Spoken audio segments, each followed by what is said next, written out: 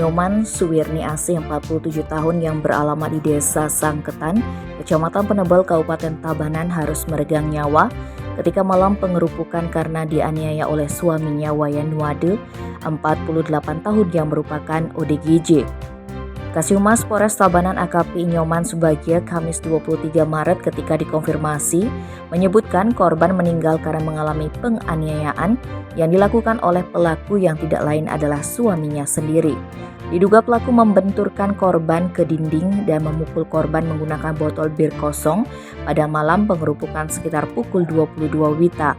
Dilanjutkan Subagia, adapun kronologi kejadian ketika malam pengerupukan, beberapa orang saksi yang selesai melihat pawai ogoh-ogoh melihat Nyoman Suwirni Asih dalam kondisi tertidur dan ditutupi selimut oleh pelaku.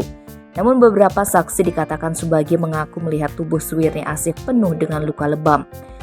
Ketika saksi atas nama Putu Ririn Apsari Dewi yang tidak lain anak korban bertanya kepada pelaku yang merupakan ayahnya mengenai kondisi ibunya, pelaku menjawab jika korban hanya terjatuh, namun karena kondisi pelaku adalah ODGJ, saksi tidak berani bertanya lagi dan memilih lari ke rumah tetangga untuk meminta tolong.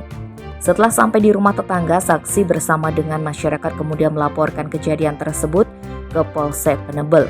Selanjutnya pada pukul 1 WITA, Kapolsek Penebel bersama dengan Polres Tabanan berhasil mengamankan pelaku tanpa perlawanan dan saat itu korban sudah meninggal dunia dengan posisi terbaring di kasur kamar tamu dengan ditutupi selimut.